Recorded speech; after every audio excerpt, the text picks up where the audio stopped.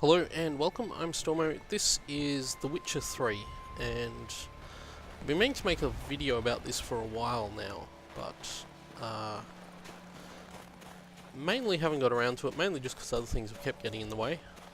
But I did want to talk about it eventually, and that's what we're doing here. I'm doing a quest that is only tangentially related to the story, so I'm hopefully not going to spoil anything. I am a fair way into the game. I'm about level 21 here in this video, but I haven't beaten the game yet, and I'm not doing a story quest at the moment. This is actually a side mission, although it is a side mission that you get after doing a particular story quest. So yeah.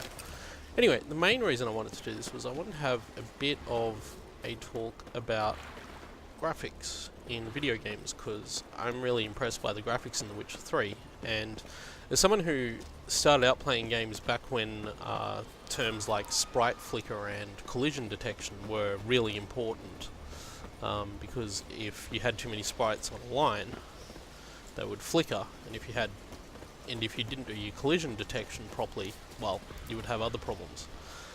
And it's sort of an interesting, I guess, example of how far we've come when you look at this game. You can see the view there. I'm playing at night, so it's not quite as pretty as it might otherwise be, but you can certainly see that this is a very good looking game, and definitely graphically one of the best video games I've ever played.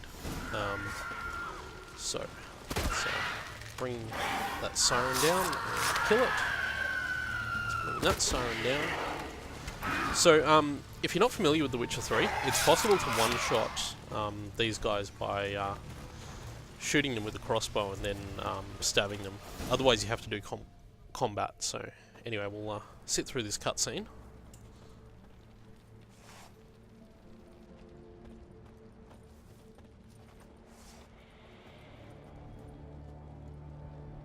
Fallen! I was sure you died. Where have you been? Ceres has gone to Speakerog, alone. Couldn't wait, no. Had to sneak off, as if you were afeard of someone would steal the giant out from under you. Ceres! She staked a claim to the throne then. And you'd have rather gone with her. I'd have liked to have the choice. Wait! Still need to thank you, Geralt of Rivia. I'll never forget you came to my aid. Where's the rest of your crew? Fought our way through a swarm of sirens to get here. Only a handful of us left after that battle. Now we're but 3. The sirens tore Leif up good. We should see to his wounds. He's dead. What? Nah, he's just unconscious. Lost a bit of blood. He's dead. Trust me.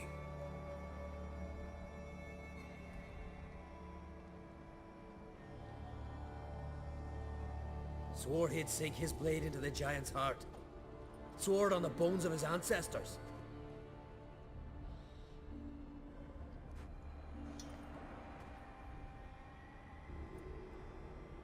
Coming with me? Stupid question. Join us, Geralt.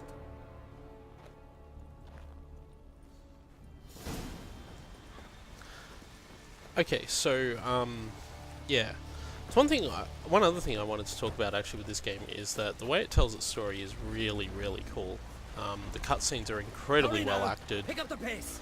See you're raring to go. And more importantly, they're actually incredibly well filmed too. Like, well, I suppose filmed is the wrong word, but certainly well framed and directed. A lot of really interesting ways they do stuff here. Hang on a sec. Yep, let's loot all those nails. I'm sure they'll be important for crafting stuff later on. So I'll just go in here and have a look. You can see here that distortion is a feature of this game called the Witcher sense, which causes things to do that. Or they'll go red if they're important to whatever quest you're looking at the moment. So, anyway, what we're actually doing here at the moment, we're on our way to track down a giant. This is, as I said, this is a side quest, although it is a side quest that you only get after reaching a certain point in the story. And doing a bunch of stuff. So, and it is a pretty major sort of side plot that's happening at the moment, and it's another thing to talk about with this game actually, is that there are side quests in this game that have more story in them than most other video games. It's pretty impressive how that plays out. But yeah, so that's what's happening here, and that's kind of what I'm trying to work towards. So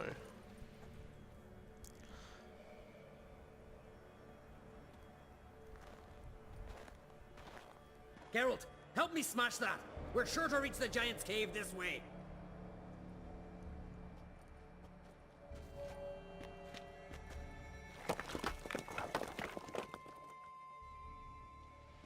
I'll cover you.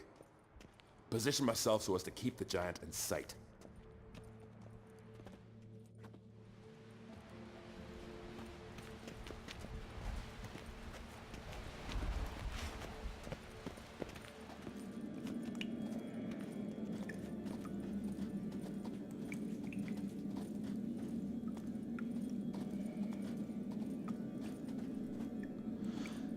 Anyway, I was going to talk a little bit about the Getting graphics colder. in this game, Gotta be close. and just how I think it's a really visually stunning game. A friend of mine pointed out to me actually that it's. We'll get through this cutscene and then I'll continue talking about it. Get out of here! The whoreson's mine! Shut up, you idiot.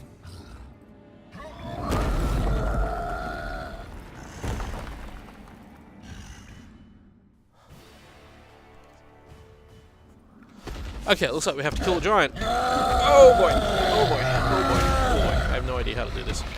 I'm assuming that one of my signs is going to work really well here. I'm going to try Igni, because I tend to find setting things on fire works really well, and hell yeah, it does. Okay, so let's use our Igni sign. You've played a previous Witcher game, but you haven't played this one yet. The combat in this game is a lot more improved, especially over the first Witcher game, which just... The first Witcher game I've always thought was just such a clunky mess of a game. Whoa. Ow! I think that was supposed to happen.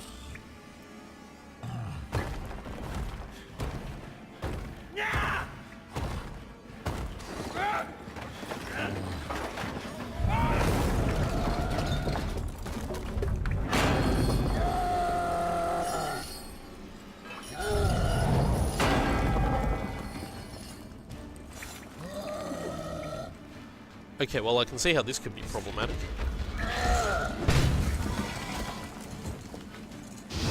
Let's get out of the way of that, because that's not good. Igni seems to do a lot of damage to him, so I'm just going to try and... I'm not even going to get near him to attack, I'm just going to keep hitting him with the sign, because that seems to be the best way to do this. Ow. Of course, you got to actually get it to catch. It's not guaranteed that you'll do that with Igni, I've found. So I'm just dodging around him and trying to set him on fire. Looks like I can't sit on him. I'm going to have to get in there and land a few sword blows. There we go. So as you see, Geralt has a dodge attack as well. Igni's not going to work anymore for a little bit. So I'm going to have to be a bit careful. And I need to use my last swallow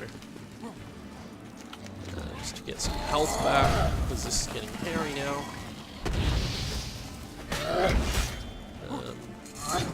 Ow. Should be defending, which I'm not doing very effectively here. But we got him, so it's not too big a problem. Well, we appear to have got him anyway.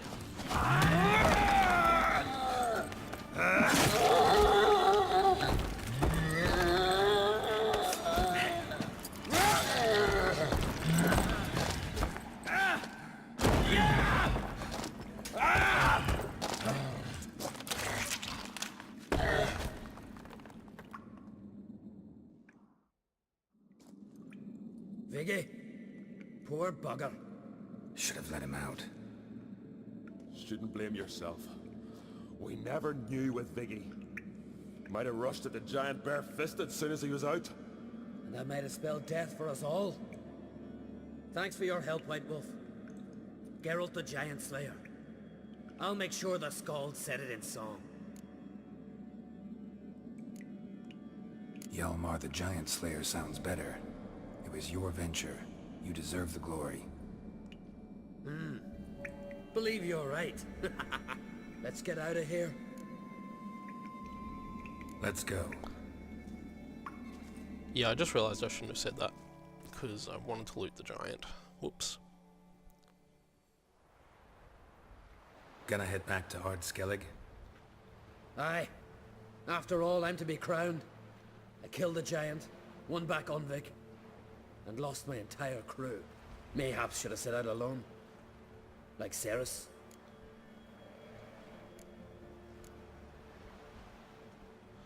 And of course there are dialogue options, and each one of these has a different outcome. Sometimes it's more important than others. We'll go with this one. Islanders will see it as a great victory. Because Skellige is the victor. Whereas I've lost my friends. I've them to thank for making me a leader. They believed in me. And Ceres? She back yet? Yeah, and she did what she set out to do on Speakerog. She always liked competing with me. Except so far I've always won. Well, time I was on my way. So long, Geralt. Thanks for your help. So long, Ungreat. Okay. So I will change... Oh, hang on. Wrong button. So I'm just going to switch down... these are all the quests. This is the quest tracking, by the way. So I'm guessing that's the next quest I should be doing, so we'll activate that one.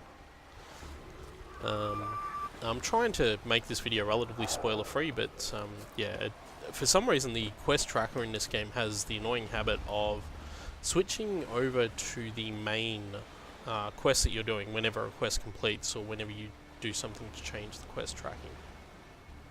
I've lost the ability to call my horse. Huh, that's weird. You have a horse that you can ride in this game. And I'm pressing the button that's supposed to cause Geralt to whistle for that horse, but it's not happening, so I don't know what's going on there. I have experienced a lot of bugs and issues with this game. It's very crashy on my system. I'm playing this on PC, obviously, using an Xbox controller. But yeah, it is very crashy, I'm finding. So anyway, we'll head back over this way. There's a path there that's telling me I should be going that way, but I get a feeling I've actually gone the wrong way here. I think it wants me to go grab that boat, and then head back to the main island. This is the Skellige Isles region of the game, which is a really nice area. It reminds me a lot of Skyrim, strangely enough.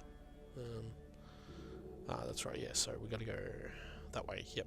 Okay, so I'll go grab my boat, which is over here.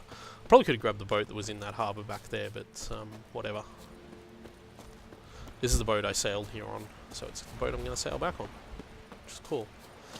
Anyway, I wanted to talk about video game graphics at the start of all this, didn't I? I was going to say, one of the things that I found, like, growing up with video games, I've gone from, you know, 8-bit, you know, sprite and tile map type graphics to modern 3D games. And one of the things I think is really important when you're designing a video game isn't just that it looks good, it's that it has a consistent artistic direction and artistic sort of vision, I suppose is the best way to say it. And it's something that games that look really good but that don't have a particularly good artistic style tend to...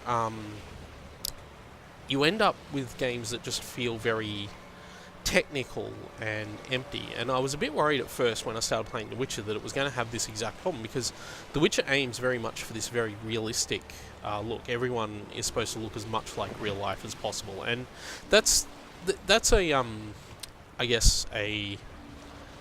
how to say it? That's a very noble goal, obviously, and you know that's fine to do, but if you're aiming for that, you still need to create a singular artistic vision, and you still need to make sure everything looks consistent and everything looks how you want. And even though it looks realistic, it's always still going to be filtered through the eyes of, well, filtered through the eyes of concept art and art in general. And The Witcher 3, I think, gets this right very well, more so than a lot of games do.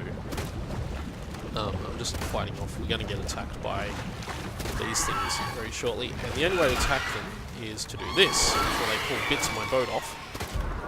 There we go. So I did lose a little bit of boat there. You can see my boat health indicator up in the left side of the screen there, and that quarter indicates part of the boat's being damaged. If too much of the boat gets damaged, you sink, which is a bit annoying. But yeah. So sirens hover out in the water and all that kind of stuff. Anyway, graphics. So I think The Witcher 3 successfully sort of matches realism with its own sort of graphical intent as well. And I'll just check the world map to make sure I'm on the right course here. Where are we heading? We're heading to... I didn't want to actually head there. I want to head over here. I want to get to that harbour. I could fast travel, but I don't intend to fast travel.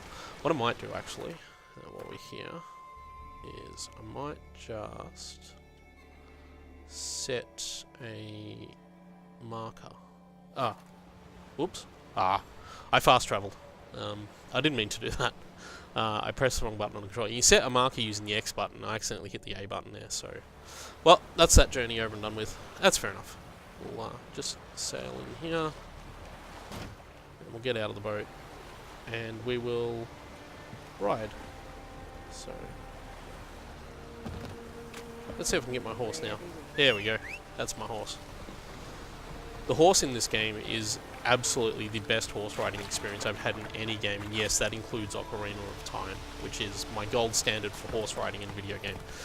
One of the really cool things with the horse riding in this game is that the horse basically sticks to paths, and I've obviously not there because I've done that myself, but the horse will actually stick to a path. So all I have to do here is hold down the A button, and my horse will make all the direction changes necessary to stay on this path. So that there, I didn't do anything. All I'm doing is pressing the A button. My horse is just sticking to this path that we're on. And it's a really cool feature. It goes horribly wrong sometimes. Often the horse will make a random decision when we reach an intersection about which way it wants to go.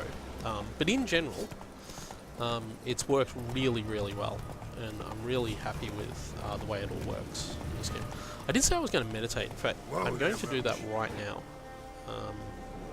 I need to meditate. So, if you're unfamiliar with Witcher games, meditation's a really important part of this world. And what it lets, in this game, what it lets Geralt do, aside from pass time in the game world, is it replenishes potions and restores health, although it only restores health on lower difficulties, which is one of the difficulties I'm playing on. But it also restores his potions, so you don't have to keep crafting the potions in this game like you did in Witcher 2 and Witcher 1. So that's a really cool feature of this game. The other reason I wanted to meditate was so I could show the game in daylight, which I hadn't quite got to yet. But you can see how gorgeous this game looks. I'm playing it on PC. My PC is reasonably decent. It's got a GTX 970 in it, so it's not top end, but it's certainly not terrible. I've gone completely the wrong way. I didn't want to go this way at all. This area is actually really interesting because it looks like a town now, but when I first came here, it was actually overrun by bandits. And there's a couple of places in the game where this happens. You see the dark grey icon on the minimap there. There's a couple of places where this happens, where if a particular location is overrun by bandits, you can clear them out and the population in that area will return, and you basically save a town, as it were, in that regard. It might look like there's close-in fogging here, but it's actually an effect. It's meant to look that way. So, and it does look really cool. We've got to go through this narrow little dell here. Try and get away. I've gone the wrong way, haven't I? Yep. Oh, let's see if we can get around this house. You can see this, it looks cold. It looks like a cold, frosty morning. In fact, if I look out my window right now, aside from the fact there's no sun outside, it looks pretty much exactly like what it looks like outside my window right now, because I am recording this on a cold, frosty morning. So there you go. But yeah, and I jokingly said on Twitter when I got to the area I'm in now, which is an area called Skellige. It's basically one of the two main maps the game has. There are basically three maps the game takes place over. The main one, which has got most of the game world in it. Then there's Skellige, which is a fair bit smaller. I'd say it's maybe a quarter of the size, maybe a third of the size. And that's still pretty big. But I jokingly said when I started playing this game that it was the real Skyrim starts now, because this area reminds me very much of Skyrim. It's that, and it's the same sort of Nordic influence, fantasy culture type area too, and it works really well. So here's a good test of the way the horse works. You can see how close to that cliff edge I am, but the horse just curves around there. I'm not doing anything on the stick, it's just riding. And I just think that's glorious the way that works. And we can of course gallop as well. The horse sticks to the path slightly less if you gallop, is the only difference, and we've gone the wrong way. Except we possibly haven't, because the quest indicator in this game is, I've found, pretty unreliable at showing what direction you should be going in. We'll stick with it for the moment, but I often find that it gets a bit lost. So yeah. So anyway, graphics, that's what I was talking about. The Witcher 3 has very good graphics, and I think that it successfully mixes a realistic level of visual detail. I mean, it's not totally realistic, but it's very good by the standards of modern video games. And it successfully mixes all that together with a very sort of good, strong art style. Bet this is the wrong way. I bet I'm not supposed to be going this way. Oh no, yeah, I'm going the right way. I'm going roughly the right way. We could have bypassed this town if we'd wanted to. We don't have to, but we could have. So. May your ox never crumble. This way.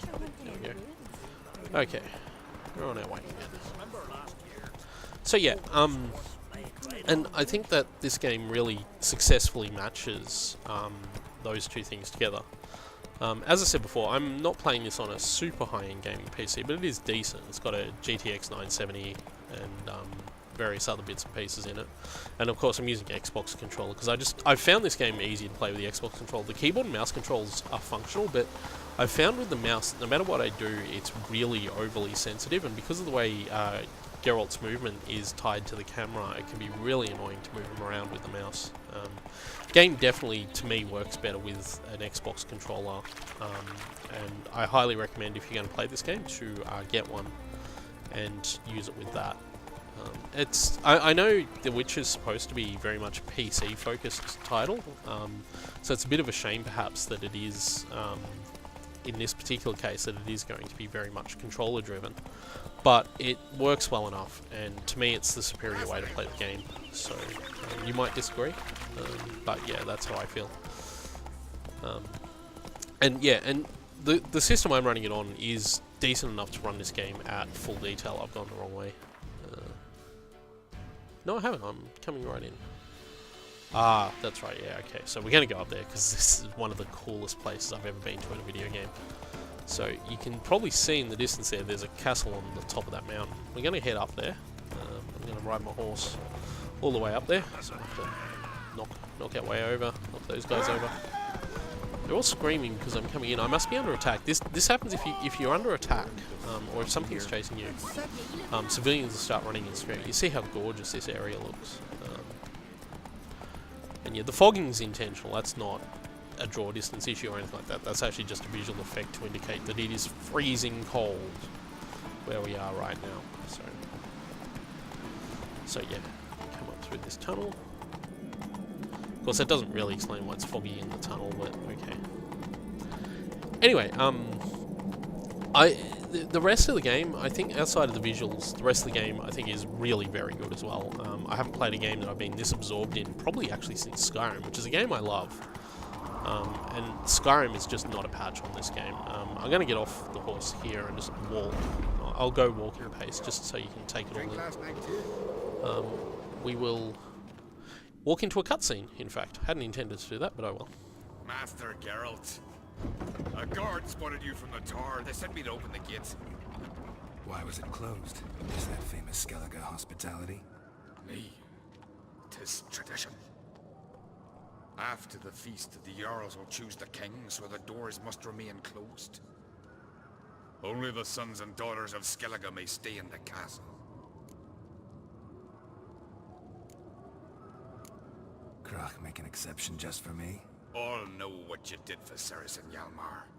Today, you're one of us. Come. Krach awaits. So there's a couple other things How's the mood in there? that you can see here. Calm. Too calm. How's that? We've an adage here in Skellige.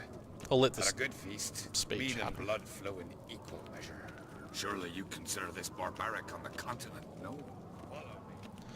I actually Not don't sure. want to finish this Sounds quest preferable to for the dull purpose of this banquets video, garnished with court because intrigue. I'm worried that it'll be just a bit too much of a spoiler for you guys. I'm trying not to spoil anything, but, well. Anyway, the other thing you can see here is Geralt's marvellous hair, and all of a sudden he's grown a beard too. There's a bit of a glitch. The game's designed so that he will, over time, develop a beard if he starts clean shaven. But I have noticed that sometimes a cutscene will just force him to have a beard, which is a bit weird. But you can also see his hair, which is the NVIDIA Hairworks feature, and that works really well. Obviously my hardware supports it. And I haven't had any performance issues with it. Like I said, my main issues with this game have been that it just has been very crashy on me. And there was a driver update yesterday, the day before I'm recording this video, which will be about 3 days ago, I think, when this video goes live. So there was a driver update yesterday, and I haven't had any problems since that driver update, but that's very much touching wood on that issue. So anyway, you get to see how nice the interiors look here. Everything is very nicely textured. I think the only other game I've played with this sort of level of detail lately has been Dragon Age Inquisition. And as much as I like Dragon Age Inquisition, The Witcher 3 absolutely destroys it in terms of being a much better game in terms of storytelling, in terms of its open world. Dragon Age Inquisition isn't really an open world game. It has delusions of being one, but the way it's structured means that it's not. And this game, it even has better character development, I think. So I really like, once I figured it out, I really like the way this system worked here, and I haven't got it optimally set up yet. Because I'm still missing a red mutagen, a yellow mutagen. I'm not even sure they exist in the game, but I'm missing one, and obviously I haven't reached the point where these have unlocked yet, and I'm like level 21, so I don't know when those unlock. But yeah, and the system basically is that you have your skills over here in various trees. This is the tree for weaponry, and you have one for your signs here. Highly recommend getting the delusion skill and slotting that as soon as you can. You purchase the skills here, but for them to function they have to be slotted in here, and then once you've slotted them in, and I'm not using any green ones because I don't really rely on potions. I don't play on a high enough difficulty for potions to matter to me. If I was playing on the harder difficulty I would. The other thing you have are these mutagens, and the mutagens of course slot into those diamond places there, and if you match the mutagens to the colour of the skills, you get bonuses. So that's why I have 40% sign intensity, because I have a 10% here, and each of these adds an additional 10% to that. And the same here, 7%, and each of these adds 7%. If I had a mutagen here that matched the colours I've got here, in fact, I could actually grab a red mutagen and slot it in there, and that would give me an additional 10% attack power, so I have 38% attack power because of that. So that's probably a really good idea, actually, so I'll stick with that. More attack power is more better, I think. So yeah, that's how that works. And I'll just quickly, this is the inventory screen. I've got a bunch of stuff here that I haven't really looked at the moment. But yeah, and inventory is done by weight. You can see up in the top right there, there's how much money I have, how much weight, 113 out of 130. You get saddlebags to increase that, which is what that is there, just where I've highlighted. You have a saddle, which affects your horse's stamina, and blinders, which affects its fear level. So stamina is basically how long the horse can sprint for. Fear level is something that comes into play when the horse is near enemies. Basically, if its fear level maxes out, it'll throw you off and you have to fight. So anyway, I can make a blue mutagen. This is the alchemy screen, and you only need to create a potion once in this game. Once you've created it, you have it for all time, and it gets refilled whenever you meditate. So I don't have a huge amount. I'm missing ingredients for a lot of things. Like I say, I'm not playing on a high enough difficulty to really have to rely on potions. I may do a second playthrough on a higher difficulty where I do have to do that, but I just wanted to get through the game and have a good experience with it first. And I often do that with games where I play on a lower difficulty and then go back on a higher difficulty later. So, and that's how that all works. Anyway, I'm going to leave this video there. This is mostly all I wanted to talk about it. You can get different haircuts and beard cuts for Geralt too, which is pretty cool. And of course, all the armor is upgradable and changeable. I'm wearing a heavy armor at the moment. It looks pretty cool, except you can see there that one of those sort of straps is sort of clipping into the armor on this particular one, which is a bit odd. But yeah, the game has little things like that. Like, it's a really nice looking game, but every so often there's these little sort of visual imperfections that just, you know, sort of, they don't really take me out of the experience. I don't really notice them that much, but I can understand why someone might think they would. But yeah. Anyway, so that's The Witcher 3. I think this is probably going to end up being one of the best video games I've ever played. Unless it really, like, just, I don't know, falls apart in the ending, and I don't even know how close I am to the ending at this point. But if it really falls apart towards the end of the game, then maybe not. But at the moment, I'm just having a ball with it. It's not normally the kind of game I would get into that much, but it's just so well produced and well done that it's impossible not to like. So yeah, that's what I think of The Witcher 3. I think it's really good. I think the graphics are really good, and I think it's a really interesting discussion to have regarding how far we've come with video game graphics, from, you know, little 8-bit sprites and tile maps to these massive 3D models. I mean, there's probably more polygons in Geralt than there are in most Nintendo 64 games, I would imagine. But yeah, everything in this game is just really good, really fun. And if you haven't picked it up yet, and I know it's been selling pretty well, so I know most people have probably already watched it, already played it, sorry. But if you haven't picked it up yet, then just don't even hesitate. This is one of the games you need to buy right now, and I highly recommend doing so. Anyway, that's my thoughts on The Witcher 3. Thank you all for watching, and I will see you all next time.